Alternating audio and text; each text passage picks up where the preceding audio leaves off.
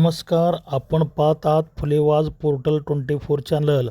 अक्कलकोट तालुक्यातील सातोदुधनी कल्लापाडी येथे सट्टीनिमित्त अमोघ सिद्ध यात्रा सिद्धयोगी महाराज यांच्या आशीर्वादाने भक्तिभावाने संपन्न झाला.